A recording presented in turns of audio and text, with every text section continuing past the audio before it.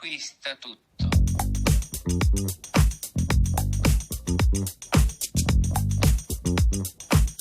L'amore conquista tutto.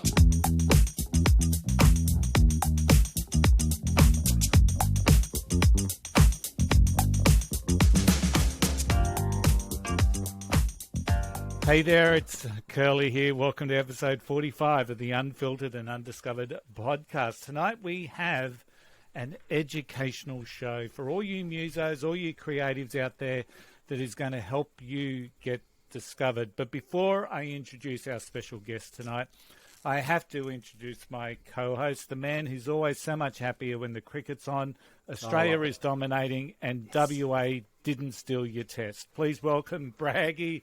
Tave, how is Adelaide, and how did you take the fact that WA tried to steal your test match? No, mate, no way. That's crazy. I'm glad they didn't, because I'm booked to go and see the first 3 days. But how good today, the local boy Travis Head got 100. Yeah, he's a South Aussie, isn't he? He's a South Aussie, and so everyone here is going to be wrapped. And next week the test is here, which I'll be at. That's why I can't do the Christmas show next week. That's why I had to postpone it, because I'm going to be at the cricket. So, what about you, mate? How are you going down there in Brisbane? It looked like it was hot today on the cricket. Oh, she's very steamy today. So, no doubt there's some storms rolling through somewhere. I just saw on the news. So, who knows what could bring tonight? But we seem to be more and more getting these storms coming through of an evening. So, I'll tell you the other thing, Tony, this week that was interesting for me was the top Rolling Stone magazine put out their top 200 Australian albums of all time. Absolutely. So I don't know if anyone saw that. I was okay with it. I thought that was fine. I mean, yeah, we're oldies, you and I, so we probably a lot of albums we probably didn't disagree with. But I think as far as the time we're in now, I reckon it was pretty good. Actually, the funny thing here, listeners, is that when you look at the top 10 of that particular list, we're looking at AC/DC, Back in Black, number 1. In Excess Kick is number 2. Johnny Farnham, Whispering Jack, number 3. Cold Chisel East, number 4. Yep. I don't think anyone's arguing at the moment. No. Midnight Oil, Diesel and Dust, number 5. Silverchair, Frog Stomp, Crowded House. Great album. And then we get to number 8, right? So number 9 was Savage Garden. Number 10 was Kylie with Fever. Oh, I'm so glad Kylie made it. Yeah, so it's really interesting, and the listeners are going to get a kick out of this. The only one that I sort of looked at and thought, who the hell is that, is number 8, The Avalanches, Since I Left You. And true to form, my co-host has that album in his collection. Album. It's a great album. It's a double album. You should listen to it. And the clip for the title track, Since I Left You, is a fantastic clip. Watch that on YouTube tonight. It's a great clip. And it's interesting, most of the argument has been about who the hell are the Avalanches, and of course Braggy's got that in his collection. So listeners, did they get it right? Let us know on our Facebook page. And the final bit of news is that we've started to see a couple of registrations coming in for the Christmas show, Sunday the 19th of December. It's going to be so much fun. The best way to spend 2 hours on a Sunday afternoon. Braggy's even taking requests. Oh, yeah, thanks for putting that out there. God, that's going to be great. See, that's not bad enough. We'll light up the Barbie, have a few coldies, and really enjoy our show. So, registration and the link is, of course, in the show notes. So let's welcome our special guest, Chantal Garady, a social media strategist, and she's here tonight to help us all get discovered. So welcome, Chantal. Hey boys, so good to be here. Now, Chantal, before we start with our inquisition, because as you know, we've received some questions through our website, and I know that Braggy, being the muso that he is, has got many of his own. Tell us a little bit first about yourself and how you became the go-to social media strategist. Oh, thanks so much for having me on the show, and it's a great place to start. So firstly, you might notice a bit of a funny accent, a bit of mixed of a South African, Australian. So in 2008, I immigrated from South Africa to Australia. At the time, I had identical twin daughters that were 4 years old, and my youngest was 1 year old. And we basically sold off all our paid off houses, cars, businesses, packed up everything and moved to this wonderful country. Wow. No Centrelink, no money, no nothing. And my husband at the time, he was going to work, support the family, and I was going to raise the children. But what happened in the first couple of years was that he was made redundant twice, and they were going to put us back on the boat and send us back. So, Oh, wow. and no South African wants that. So, what any resourceful mother does, basically sat on Facebook. Originally sat on Facebook and, to connect with my family in South Africa. And South Africans actually don't like South Africa as a platform. They actually prefer WhatsApp. And Okay. what I learned was that the industry I was in was personal training industry. So, for those of you, I'm on the Gold Coast here, personal trainer on every corner. They've all got friends, they've all got family, everyone knows who they are. They're all athletes or sports people. So here's me coming with, a mum, 3 kids from another country, no money, knows no one, no startup capital to know nothing, and going, well, I need to grow a business in a saturated industry here, and I've got no money to do it. So I taught myself Facebook, got a whole bunch of stuff wrong, did a whole bunch of spammy things. But what I did learn was that Facebook was a great way for me to position myself. It was a great free online marketing tool. I literally could sit there while the children played or while they slept, and I could connect with my ideal client. I could effectively communicate to them, and then I could get an inquiry and grow my position. So within 5 years, I opened up a health, wellness and fitness center. I was featured on radio, I was featured on TV, and I had everyone else on the Gold Coast going, well, how the hell did you do that? Like, how did you go from absolutely nothing to this? And I went, well, really, it's free ways that I was able to use social media platform. And they went, oh, well, you must be techie and you must be this marketing person. I went, no, I'm not. I'm hyperactive. I hate being online. I can think of nothing worse than to sit and do content and spend all my life online.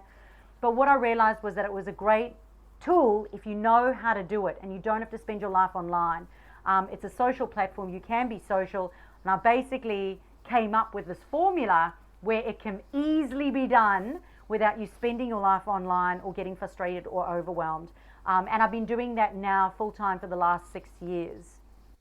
Yeah, excellent. What a story. So, and one of the key reasons why we wanted to have a chat with you today is because in one of our previous episodes, we had a promoter, James Dawson from Sydney, on the show, and he was talking about now when people get booked, one of the first things pubs, clubs, or those people that hire gigs look at is Facebook and how many followers do you have? Yeah. So this is the whole new world that we live in, and it's called stalking, okay? Yeah. Everybody stalks, and sometimes people don't even think you'll know that they're doing it. But at the end of the day, people are going to stalk you. And it has to be a mutually beneficial relationship, meaning that, yes, they're going to look at you and they're going to look at your online profile and your presence, but they are also wanting to generate new people to their venue. They are also wanting to generate business. So they are more inclined to choose people who do social media best. Yeah. So, Braggy, I can't see you, so You I'll can't let see you me? go I'm here. first. Okay. I'll let you go first. Okay, so this is the main question I think the first thing I'm going to ask, because most of my friends have asked me to ask this question, and that is, like you just talked about before, Tony, that you book a band now, that the venues go straight online and wants to see how many followers you got. So is any one better than the other? And now the only 3 that I really know, and there's probably more, is Facebook, Instagram, and TikTok. So is anyone better, or is anyone better for a certain style of act? I mean, if you're an old rocker like me, is one of the platforms better for that? Or if you're young, artist, hip hop artist, is there a different? What should you be on a different platform? So here's the thing, boys. It's not about you. It's about your audience and where they're hanging out. So, so firstly, that's one of the most important things. So we know that, TikTok, generally a younger demographic, you've got to look at if your audience is sort of an older audience, are they going to be hanging out on TikTok looking at music? I would say probably they're more going to be on YouTube, to tell you the truth. And YouTube's owned by Google, and Google's the #1 search engine in the world. So if I had to choose for an older person in the music industry, I would say get Google right before and YouTube right before you get TikTok right. With regards to Instagram, Instagram's a younger platform, so it's 25 and under, and it's very much picture based. And stories work exceptionally well on Instagram. With Facebook, it's very much more conversational, and there's a lot of word of mouth referrals happening on Facebook. And Facebook's the number 2 platform to Google. So you really, it means you've got a bigger audience on there. There's more stuff happening on there. So for me, it's always about getting Google and Facebook right. And for you, it would be the same. But the other thing I'd like to say, it's not just about your audience and where they're hanging out. It's also where you are comfortable doing things, okay? Because if you don't create a nice TikTok video and it's not TikTok worthy, you in essence could be destroying your brand. And if you don't, that was my next question. What's the do's and don'ts? Yeah. So I mean, if you're not comfortable on TikTok and you're not comfortable sitting there and creating little skits and then really you could be setting yourself up to failure and destroying your online brand. Right. So it can make or break you. And if you're not going to be consistent in it, because consistency is king, like whatever platform you commit to, you're going to have to jump in with both feet and your entire body. So at the end of the day, you've got to follow through with that strategy. So if it's not comfortable to you and you don't enjoy doing it, I always say to people, don't do it. It's the same as if you don't want to be doing, say, Facebook Lives or doing lives on any of the platforms. Don't do it until you are comfortable doing it. Do what you're comfortable at. Get your confidence in those platforms. Make sure your audience is there. More than anything else, make sure your audience is there. And make sure that you are going in and reviewing your reports and your insights so you can have a look at what's working or not working. Mm-hmm. So there's that little bit of the review process that's really, really important. So, and was that thunder I just heard in someone's background? It's a massive storm here on the Gold Coast. The Gold Coast is just about to be hit. So, and Chantel, surf's up. Surf's up. So one of the questions that we received through our website is, and I'm just going to read it. I know I have to be on Facebook, but what should I be posting to do this properly? So at the moment, this person posts when they've got a gig, posts when they've got a song that's coming out on Spotify, and that's about it. So what else should they be doing? Because at the moment, and we see this with a lot of musos, hey, we're gigging this Saturday down at, wherever, or that we've just released this new song. So what else should they be posting to build that engagement? In between those things. Yes. So here's the thing, okay? You have to think of it like as if you were dating someone, all right? Okay. If you were dating someone... Remember that far back. And if you were on Tinder and you're messaging each other backwards and forwards, okay, and all you do is, me, I'm over here. Me, I'm going here tomorrow. Me, I'm going there tomorrow. Me, I just bought out something. It's going to really be cold and there's going to be disconnect, all right? So if you never engage your audience and ask them questions and ask them about themselves and what they like or what they think about things, it's not a two-way relationship. It's not a relationship, okay? Now, the second part of that is that you need to tell your story, because in any relationship, people build a relationship based on you. So at the beginning of this podcast today, we spoke about my story. My story will help you build a relationship with me and trust me that I can give you this advice so that you'll listen and take this advice on board. Yep. And that is what people will do. So if people will not just choose you based on the music that you sing or how hot you are looking, they will also want to connect with you in a deep and meaningful level. So if you're a cat person, tell people you're a cat person, because you will start bringing up a whole bunch of people that are cat people. If you're a dog person, bring up the dog. So I generally start with these couple of things. Number one, always just start with who you are, what you're passionate about, some things that you may not know about me. People love that. All right? The next thing would be your journey, your business backstory, your journey to how you fell into what you fell into. And this is so that they can connect with you and it can be memorable and they can go, oh, that's awesome. Number three is you want to differentiate yourself from everyone else in the marketplace. So whenever we talk about marketing or we talk about positioning ourselves online, we always talking about the things that you do that's different to everyone else. So the easy way to do this is that ask people what they know about you or the common things about you. So for example, people always say, oh, Chantal, you're always talking with your hands, and you talk so fast, and you're so practical, and you're down to earth. And when you start using that language inside your marketing, people will connect with that, and people who like that will respond to that, and you'll be chosen on that. I mean, the other day I did a webinar, and I had a guy call me afterwards, and he's like, you were smiling and talking the whole time. I had to pick up the phone and book a call with you. Like, I just had to do that. You know, and he's obviously then the right, you know, would be the right fix, the right client to bring on board. So it's all about personal branding as well. So with personal branding, you need to share those things about you. Now you don't have to share, you know, some people go, oh, do I have to share my family? And I don't want to share like all my private stuff. And that's up to you. I always say that there's a strategy for everyone. There's an extroverted strategy. There's an introverted strategy.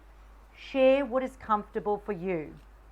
You don't need to share. So maybe like this guitar picture is the guitar that my dad bought me when I was 12, and that's what got me into the thing. Stuff like that. Is that what you... Awesome. That would be awesome. Okay. Yeah. And don't forget to engage your audience and say, like, do you play guitar? Have you ever tried guitar? You know? Yeah. Okay. Yeah.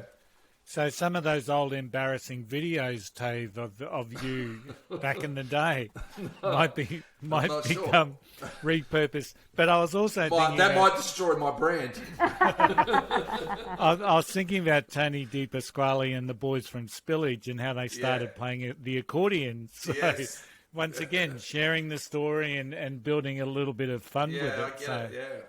Just put some personality into it. So whatever people know you for, if they know you to be an outdoorsy person, then include them in some of your outdoorsy stuff. If they know you as being, you know, you're into motorbikes, then share some of that stuff.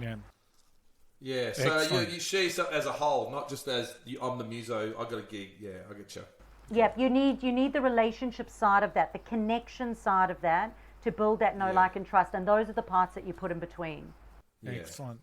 So how often should someone be posting? Because I know there's no like hard and fast rule here either. So, and different platforms have, you know, anyway, how often should I be posting?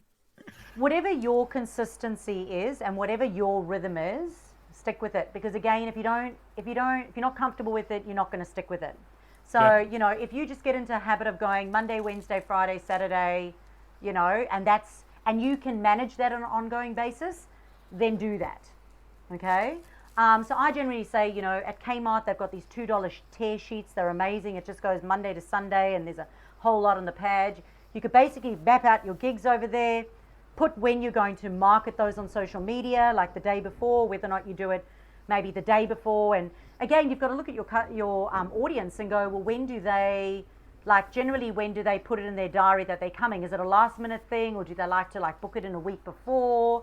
So, you know, if they like to book it in a week before, well, then you've got to be letting them know a week before.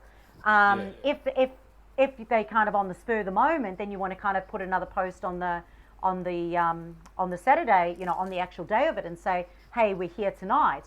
But then it might be a better use of stories, because stories are only available for 24 hours.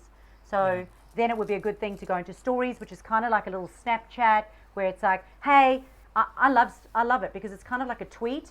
Literally, it's like, I'm going to be here then at this time, can't wait to see you. And it's just a little da-da-da.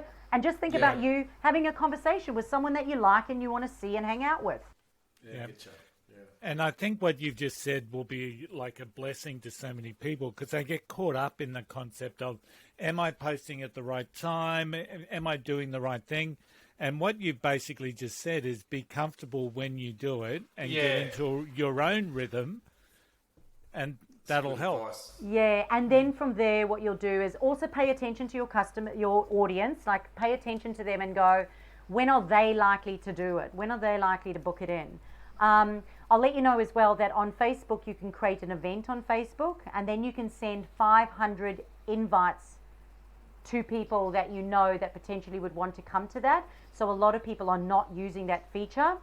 another feature is that on Google My Business, you can set up an event on Google My Business and it will stay on Google.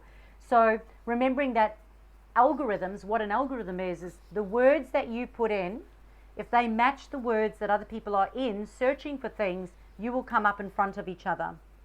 So if you're putting in that you've got a gig on the Gold Coast, a rock gig on the Gold Coast at this time on Saturday, and someone's searching online for gigs, if you've got an active profile, just active, consistent, and you've set that event up on Google as well, that event will come up. Okay. So Excellent. LinkedIn has an event. You can set up an event on LinkedIn. You can set up an event on Facebook, and you can set up an event on Google My Business. Chantel, is it still worth having a website? So here's the thing. Okay, my first business that I had, if you don't have money, don't get a website. Okay, websites a lot of money, and websites are a lot of money, and they take maintenance as well. I created my first 6-figure business with no website, only organic social media. That was it. No paid advertising at all. Well, that answers that question. Nowadays, if you've got a platform like Canva, a lot of you will know Canva, Canva. There's a free version, and the paid version is something like $20 a month, and it's so worth it. You can actually set up a website, landing page, take payment, and even set up a link tree all in Canva, as well as make brochures, branded templates, and other features. I think websites are overrated. For me, I made my money first, and then I got a website. Okay. Well, just for those listeners out there, unfiltered and undiscovered.com, we do have a website. So. Oh, do we? I didn't even know that. But then, Tony, you do all that stuff, so... You're right, Bragg. No, you go. What works best, Chantel? Photos, videos, or a text message? I like text. Are you talking about texting someone? No, I'm talking about text, just a text. Okay. Just a text post on Facebook or an image or a video. What have you seen that works best? Okay. Again, this is something that you would test and trial, but you definitely wouldn't just ever use text on its own unless it was, like I said, a story, because stories, you've still got the pretty colors. If I was to use text on my own and didn't have an image, no, I would never do that. I would always use text with a couple of images. If you don't have images, you can always use something like Unsplash, where you can get or other stock-free images, which you could use. However, because of your industry, I highly would recommend that you get some pictures of you, like just get your teenage kid to snap a whole bunch of pictures, or a friend, and if you don't want to share your face or whatever, like whatever you're comfortable with, but those feeling pictures are really important. So you have a whole catalog of pictures that you could just use at any given time, so that people can have a feel or a sense of how you are as a person. So getting photos is really easy. I'd always post with a photo. Video marketing is really important, and video for your industry, of course, is going to be super important, but mostly the audio. So if you do get somebody to come and do a Facebook Live, or they do a video recording, get them to stand really close so that there's no noise between you and them, because there's nothing worse than when someone stands at the back of the room, does a video, and you've got all the talking and the beer glasses clinking and, Yes. punch-ups in the middle. Sometimes I've seen people post videos and they're too close and it's really distorted. Yeah. Your phone can't handle that. Yeah, so look, you could test it out. You could just go, do a sound check, do a video check before you go. Video check, where's the best place to take this video, the best sound, and get a couple of clips. And it doesn't need to be long. All the different platforms have all different lengths. But the good thing is, like, I use a Mac and an Apple phone. And on an Apple phone, you can actually just edit and crop the length of the video. So if you get something that's like a 1-minute video, you can crop it for 15 seconds, 20 seconds, 30 seconds, 1 minute, depending on what platform you're going to put it on. Yeah. Excellent. I've got one. Now, I don't know if this is viable, that's what I'm going to ask you. When you go to the local coffee shop, like I do here in Adelaide, like all Adelaideans do every morning, because we have the best coffee in the world in Adelaide. Some of the coffee shops have got their own app, and you can download their app and you can order their coffee and you can go there and pick it up. Is that a viable thing for not just a muso, but any other small business to get an app, or is that? And if you did, how would you use it? For your industry, let me think. I was talking to someone else today about an app, but they were a coach. I'm going to say no. You don't need another asset in your business. For me, I'm all about you getting what you do right and sticking to the basics, because the more stuff you have, the more stuff you have to manage, and that becomes hard work. So for me, it's about you've got to position yourself as a musician. You've got to build your audience online and build a relationship with them, and there's got to be a connection. So a like, so they're very clear on who you are as a person and what type of music you have. Get that like and trust, turn them into raving fans, and the way you turn them into raving fans is to nurture them. And the way to nurture them is to ask them questions. So don't just talk about yourself, ask them questions and involve them in some of your decision making. So for example, you might say, hey, do you like it when I wear the leather jacket tonight, the brown leather jacket or the black leather jacket, you know? Because that means you're actually showing that you're interested in what they're interested in, and they're more likely to show up because you value their opinion. I still remember when I was a little groupie girl, when I was younger, and there was this guitarist, and he'd always play this one song whenever I came. And, you know, and I used to come because I always used to know as soon as he saw me in the audience, he knew that I liked that song, and he always played that song, right?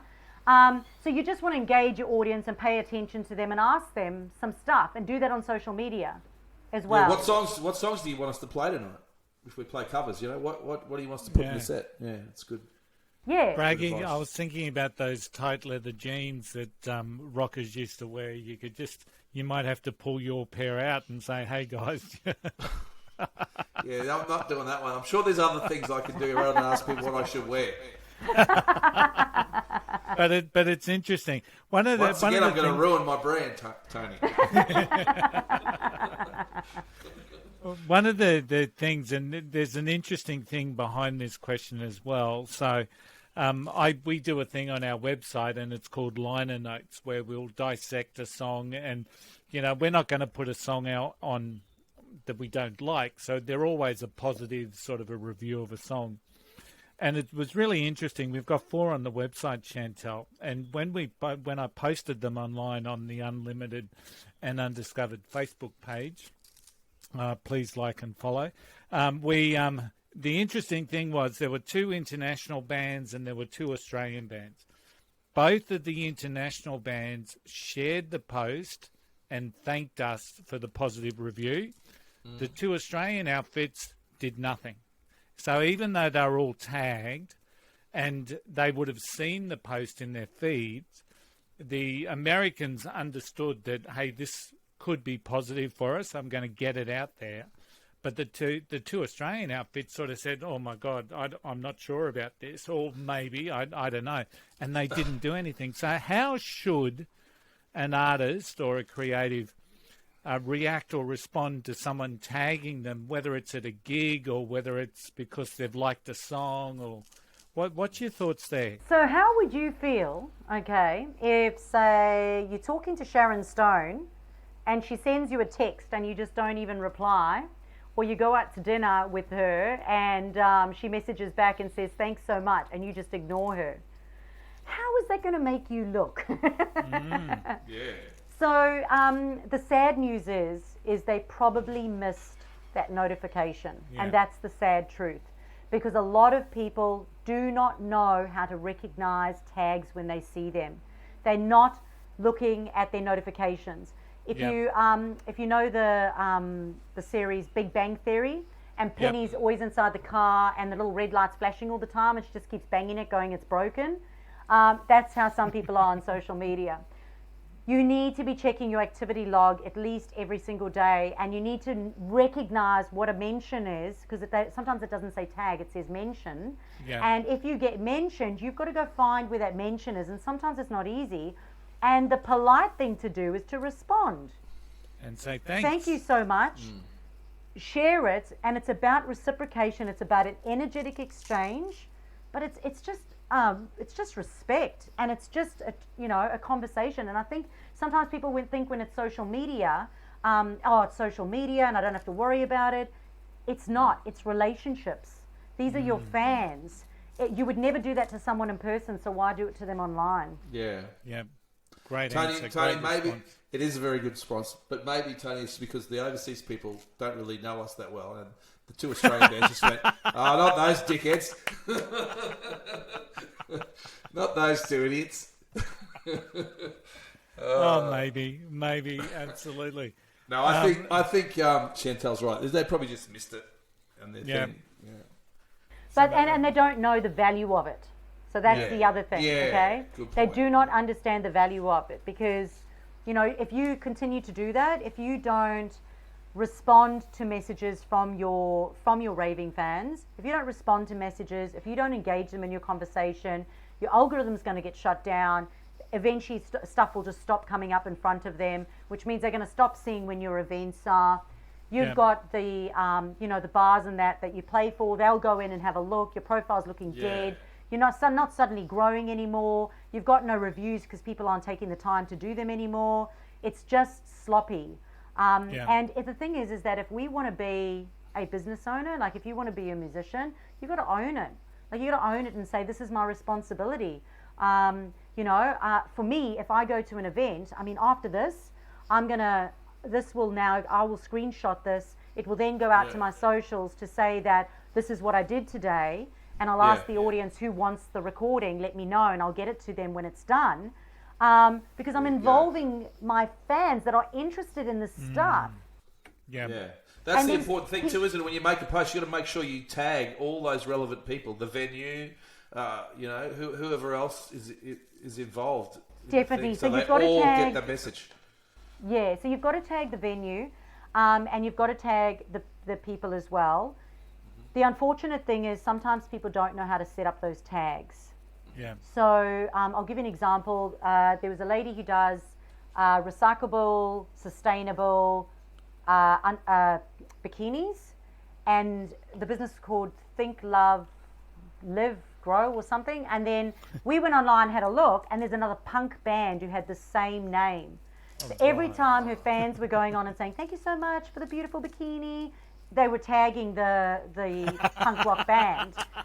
Because on Instagram and on Facebook, it's a little circle. It's a tiny little circle of your logo. And if I can't see your face, then I don't know who you are. And if you've got the same name and your name hasn't been differentiated, it's really hard to find. So make it super easy. Like, and there are ways. Like you can go onto the Facebook page and directly under their name, there's an @ and that's the URL. And then to look at your URL on Facebook, you would go to your personal profile and look at the very top. It will say Facebook / and it will have your name. And at Instagram, it will be a little bit harder. You've actually got to go in, search for it, and then look at all the pictures and work out which profile actually belongs to that person. And sometimes they set up multiple profiles, so that makes it even a bit harder because they forgot their login details. So rather than recover their login details and password, they just go create another profile. Yeah. If you, Chantal, want to pay someone to do this, I'm not talking specific money, but just ballpark. Is it worth it? I know obviously you just did it all yourself, and so, but if you wanted to pay someone, is that a viable, should you do that? So firstly, it's an expensive exercise, kind of like Facebook advertising, because you're going to pay for the service. I always say to people, you've got to be careful about outsourcing your voice. And for musicians, you have to be really careful about outsourcing your voice. So if you have a strategy and if you've defined your personal branding and if you've defined who your audience is and if you have that strategy and that branding sort of folder and strategy and you know that and you have content, then you could give it to somebody else and you'd have to give them clear directions and give them the formula of what you want them to do. Because else, if you go to a marketing agency, this is what often happens. They're working for a concreter, they're working for a construction company, they're working for an accountant, now they're working for a musician, and they just go post, and it looks pretty, but it does nothing. But if you know your audience and you can give them clear directions, because I train a lot of wives. Often the wives get the job of, hey, listen, can you manage our social media? And I'll train the wives quite easily, but it's a different strategy, because you can see here how you're going to have a different rhythm and a tone. You're going to have to know what that is, and you're going to have to give that to someone else. And I would say you still are going to have to provide that content, because if you just give them a picture of you, they're going to just stick up a picture of you. You're not going to have that message, that story, your funny little quirks. And it's the funny little quirks that will get the audience coming back. So if you're talking about money, you can outsource it offshore. It can cost you about maybe $50 a week. You might get about 2 or 3 posts. I can tell you right now, like when you pay peanuts, you get you get monkeys. However, like for example, we'll do it, but we do it differently in that we work with the business owner. So we'll say, hey, listen, you give us your stuff. We know what you need to do, and we'll put it all in the right places. But then we're not going to charge peanuts. It's going to be a bit of money. Yeah. So I always say, well, what can you afford to do this with? We'll do some of it, and then we'll give you some directions on what you can do for the other stuff. But it's not that hard. It's 20 minutes a day when you know what you're doing. So if you have your strategy and you know what you're doing, I'm going to actually say that it's going to be less than 20 minutes a day for your industry. Yeah. Wow. And obviously you get better at it, like anything. The thing is that 100%, it just gets easier and easier. And the good news is you can just repurpose content. So on your Facebook page, if you go into settings, there is a download your page content button. And we download our page content quarterly. That is something then that you can give to a VA and say, hey, all those fillers, the backstory and the what color jacket should I wear and the, what song do you like? They can go and put those fillers in for you, and they can repurpose that content for the last year that you've just done. So make sure that you download your page content. Now, Facebook bought Instagram, which means, which is awesome, but we have to understand that our demographic's different. Instagram is about good pictures, and it is about hashtags, and stories actually work better on Instagram than the tiles. Facebook is about conversational, it's about engagement, it's about getting those tags and those word of mouth referrals happening, and it's about those connections. So you can go into Facebook on a desktop and you can go to publishing tools, and you can now post or schedule your to Instagram and Facebook in the same place. And you can personalize your Facebook message, and you can personalize your Instagram message. So before, you would just go to Instagram or to jump onto Facebook, but really you've got to remember who you're talking to, because how you talk to a 25-year-old person is different to how you talk to a 55-year-old person. Correct. If you want to connect with them on a deep and meaningful level. And then Facebook has also brought out another app which is called Business Suite. So Business Suite app, and the Business Suite app, you can manage your Facebook and Instagram, and you can even schedule your stories. So whatever the date is today, I have to say the date, 9th of, because it changes all the time, 9th of December 21. Business Suite app, you can schedule your stories to Facebook and to Instagram and schedule your posts all in there. Oh, excellent. Okay. That's handy to know as well. Do you know much about, like, I guess it's the same as Facebook, on Spotify, and a lot of the people we talk to have got songs up on Spotify, and Spotify offers you, if you pay extra, you can get your song on a playlist, like Facebook says, if you pay extra, it'll boost your post. Is that worth it? I always like to start at the best place, and the best place starts with the people who already know, like, and trust you. Okay? So it's like when you throw a stone into a river, and then it goes out and out and out and out. Yeah. Now, when you go onto Spotify, you're literally going to a cold audience. So with advertising, that's why advertising can be quite expensive, and can be a much bigger, longer game. It's because you're literally going anywhere and kind of hoping for a good stick. For me, a more successful thing is look at where you are right now. So look at your people that you have in person. Get them onto social media. Get them onto your platform of choice. From there, ask them to share it. Ask them to leave testimonials. Ask them to get involved in your, giving you feedback on what songs you should play and what you should do. Have a growth strategy in those platforms, and point them to Spotify, because once you build them up here, it's, hey, go to Spotify, hey, go to Spotify. Now, when you're doing that organically, your Spotify is going up, your organic reach now in Spotify is going up because you've got more activity. So if you get Google right and you get YouTube right, because YouTube would be a great platform for everyone. Yeah. If you get Google right, YouTube right, and you've got your Google My Business, and you've got Facebook, and maybe Instagram, and Instagram Reels might be okay for some people. You don't have to do everything, but whatever you do, do it right and do it well. But first start with the people that you have right now. Are they all on the platforms that you want them on? Have you asked them to engage? You have to actually ask. You have to tell them what you want them to do. You have to get them involved. And then from there, point them to Spotify. Have you liked Spotify? Please leave a review. Like, you need to... Yeah. Yeah, that's really good advice. So basically what it comes down is know your audience and talk to your audience like they're your friends. That's the basic message I'm getting anyway. You're a very clever man. So I'm not. Chantel's very clever. I'm just learning.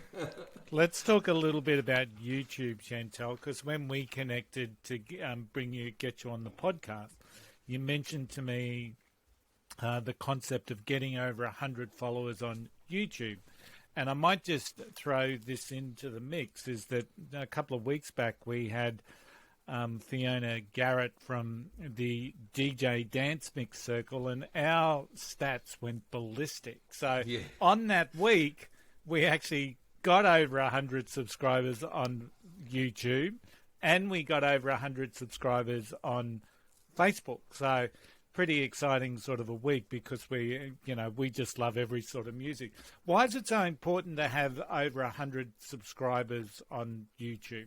Because Google's biggest value is relevancy.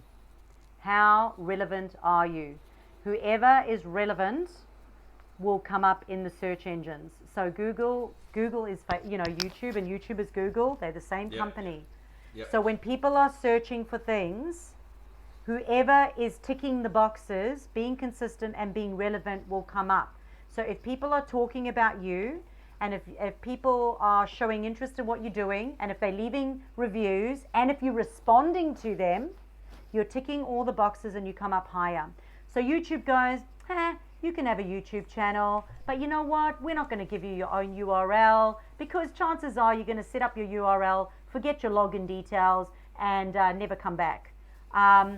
And that's what they do, right? And there's a whole bunch of things like that on YouTube. So what happens is they don't show those videos, they won't show those channels when people are searching for things, because what they will do is they will reward people who are doing the right thing.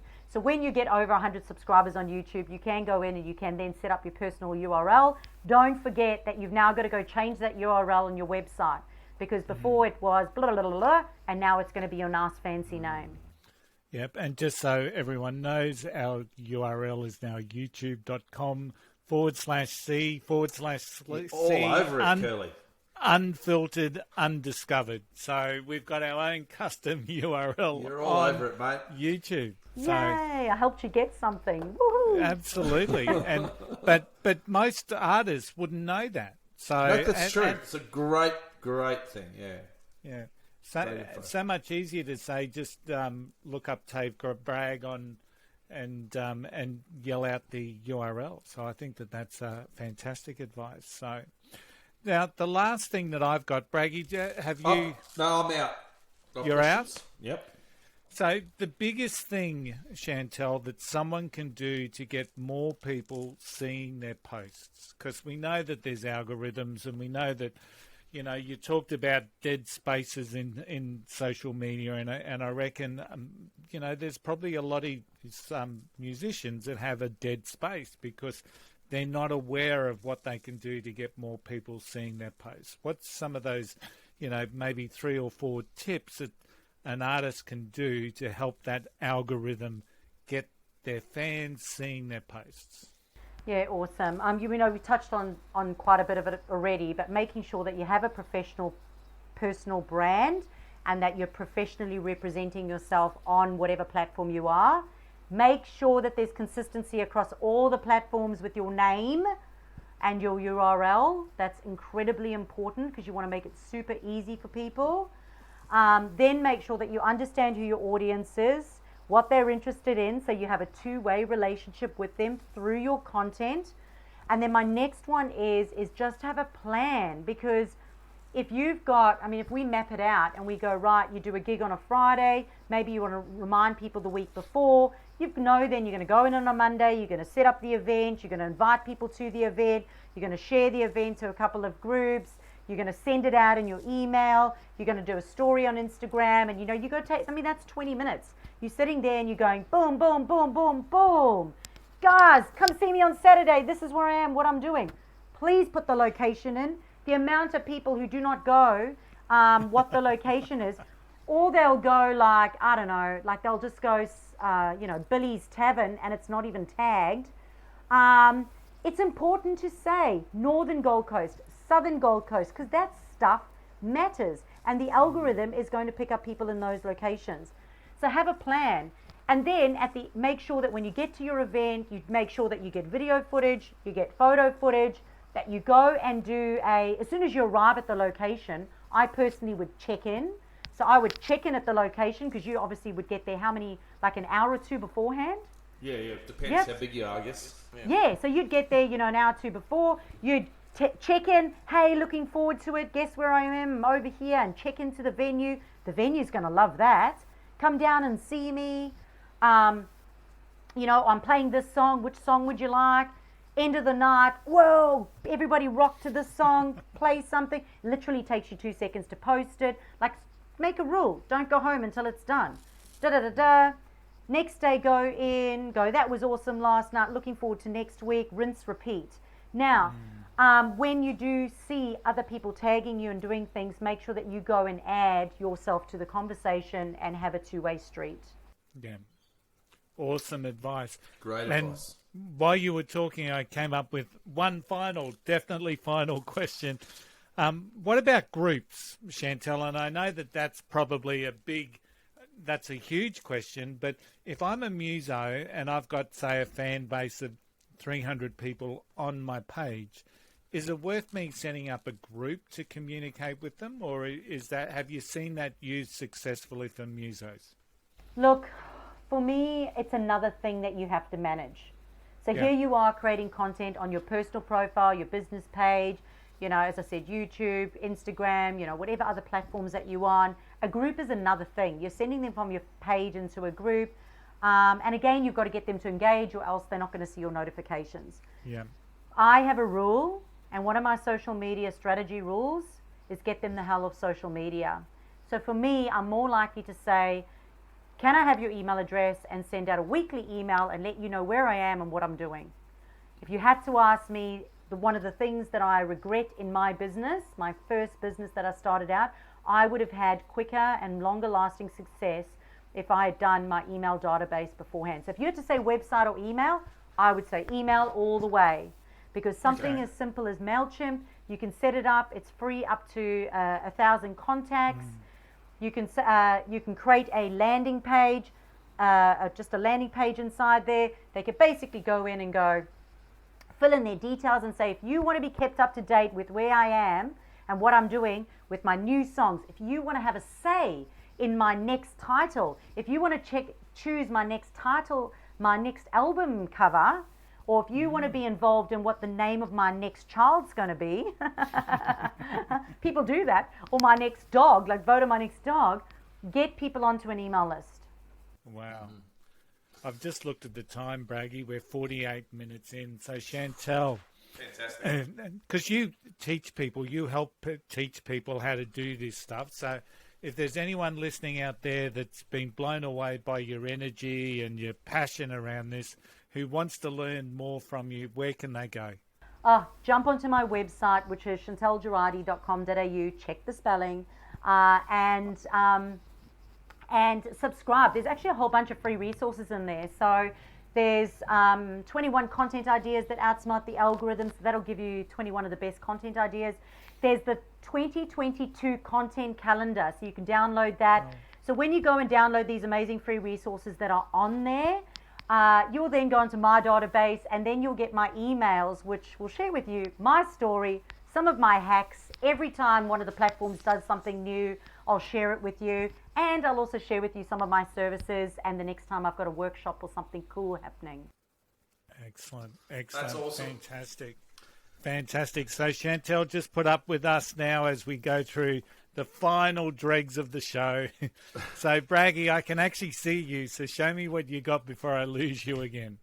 Well, so this is our undiscovered 7-inch single session. I just thought because of the top 200 albums of all time, and number one was AC/DC Back in Black. So yep. I've got a single from that album. And I just lost you. It's Rock and Roll Ain't Noise Pollution. All right. Which is off that album, and the B-side is Hell's Bells. I don't know. Chantel could probably see it. Could she? I saw it for a split second longer and than then I her, went, yeah. all right. Anyway, what have you got, Tony? All right. Well, we were talking about this particular band and this particular song last week. It's the Go-Betweens with Spring Rain. So this was the original release. Actually, I think this is a re-release of the original. If you had an original, it's worth a quid, mate. Yeah, so it's Spring Rain, B-sides, Life at Hand by the Go-Betweens. Once again, just one of those songs that have just gone incredibly well as it's aged. So Brizzy band. Everyone knows the Go-Betweens. So Chantel, thank you so much for coming on the show. Just so everyone knows, December 16 will be our last official episode of the podcast. We've got an interview with a Brisbane band called Tailor Made Rejects, and we're so looking forward to that. We've got 4 of them coming on the podcast, so it's either going to be an organised chaos or it's just going to be a complete mess. Yeah. So don't forget our Christmas show, Sunday session on the 19th of December from 4 p.m. Brisbane time. And, of course, the link is in the show notes. There's going to be heaps of fun. There's quizzes. Braggy's taking a couple of requests, and no doubt we will all have a couple of cold beers and put some snags on the barbecue. 2022, we've already got Mick Madew lined up from the Screaming Tribesmen fame. And, of course, his new band, Mick Madew and the Mesmerizers. We're looking forward to kicking 2022 off on January 13. As per always, we're on Facebook, YouTube, now with our own custom URL. We've got the website, unfiltered and undiscovered.com. Don't forget, we've got playlists now on Spotify. We've got all the songs that we've uncovered and discovered on the Unfiltered and Undiscovered playlist. We've also got our protest songs, undiscovered undiscovered protest songs. And last week we added the cover versions that we did. So free playlists that you can find and chill out to. Fantastic show once again. And we'll have links to Chantel as well, won't we? Absolutely. They will be in the show notes for sure. Chantel, you have just provided so much information, and I hope that everyone's grabbed that on board. From me and Braggy, thanks everyone for tuning in, and thank you, Chantel. Absolute pleasure. We'll see everyone else next week. Bye for now. Acquista tutto.